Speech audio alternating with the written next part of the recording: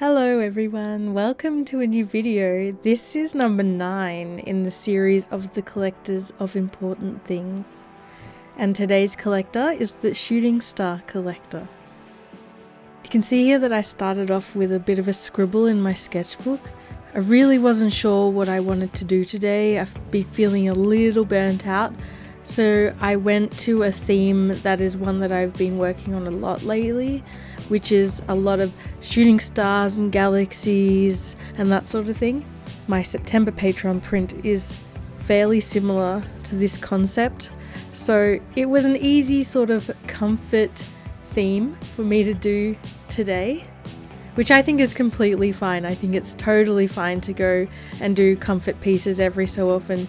You don't have to push the boundaries, you don't have to really strain yourself too much to come up with a very fresh brand new idea every single day.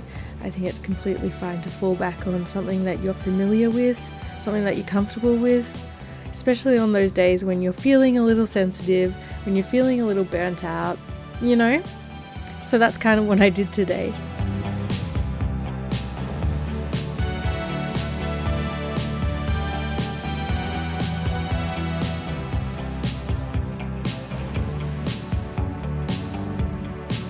I've written a little story to go with today's collector, and here it is. She hears them fizz and pop and takes a great leap. She grabs onto the star as it begins to shoot off into space. Caught just in time, she holds on tightly and embraces the voyage. And once the star is calmed, it is collected, and by her side, it becomes her companion evermore. I had so much fun with the colours of this piece. The blues and the pinks and the purples are just perfectly, ethereally space galaxy style for me. It's just my go-to colours when I'm painting the night sky and stars and that sort of thing. I really played with the shooting star tails, made them a little unconventional, like you would usually see them with spiky ends and sort of rainbow tails, but I sort of did more of a ribbon effect, especially on some of the smaller ones. And I wanted the character to look like she was really calm and kind of enjoying the journey, even though when you think of shooting stars and meteorites and that sort of thing as quite violent and hectic and scary, I wanted her to feel calm. Like, this is something she does all the time. She grabs onto shooting stars and goes on the ride with them until they've calmed down, until they've sort of gathered themselves. And then I thought it would be cute that she then collects them and has them at her side all the time.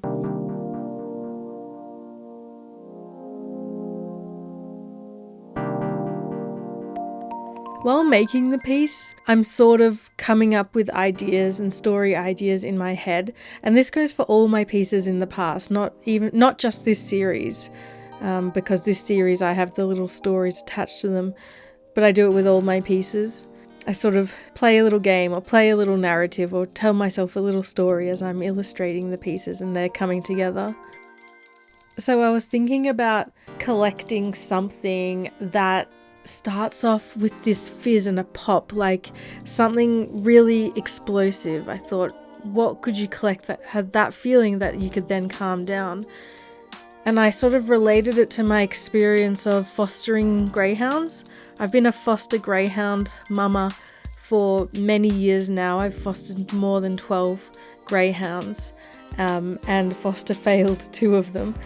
And it does sort of feel like they're shooting stars in a way, that are traumatized and sometimes angry, sometimes scared, mostly scared. And they will run, or they will bark, or they will cry. And as a foster dog parent, you spend a lot of time rehabilitating them and retraining them and teaching them that they're safe and that they're loved and that nothing's gonna happen to them anymore. And so in a roundabout way, I feel like that's what this piece is about for me. It's about all those doggies that I helped rehabilitate and transform into a pet. and find new homes for. So are the stars in this story. They might be reactive, and then this character has gone, collected them, gone on this journey with them, this voyage with them, and they become calm and collected, and then they're ready to live the rest of their lives,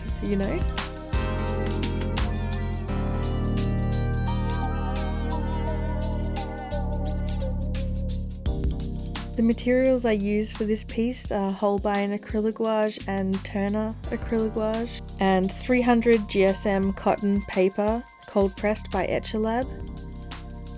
And earlier in the video you saw me in my sketchbook using a glass dip pen and Quink ink.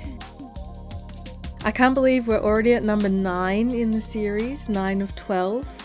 It's gone by really quickly, and I've had so much fun doing it, and painting every single day has been really good for my skills and for my brain and for my coming up with ideas brain.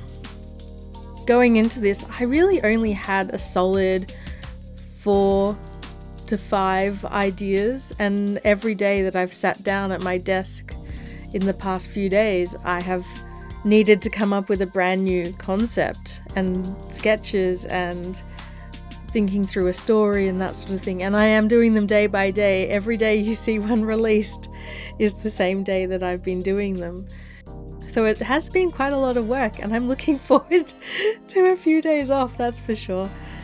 But I think when you paint every day, when you draw every day, when you brainstorm every day, that muscle gets really well exercised and warmed up, and it makes you really push those ideas just that little bit. When you think you've come up with all the ideas you can possibly think of, there's always another one just like squeezed in there somewhere ready to be discovered. And I think that's really cool. I think that's really enjoyable. I have no idea what I'm going to be doing tomorrow. I guess I'll figure that out when tomorrow comes. As I've said in the last videos, this is going to be part of my 2023 calendar. They will also be released as prints, and the originals will probably be up for sale as well at some point soon. So if you haven't already seen them, go back, have a look at the other 8 in the series, and keep your eyes peeled for the other 3 still to come. Let me know how you relate to this collector, and leave a like and subscribe if you're enjoying my work, if you're enjoying this series. I would love to see you around. Thank you for being here, and I hope you've enjoyed it, and have a wonderful day wherever you are in the world. I will see you next time. Okay, bye.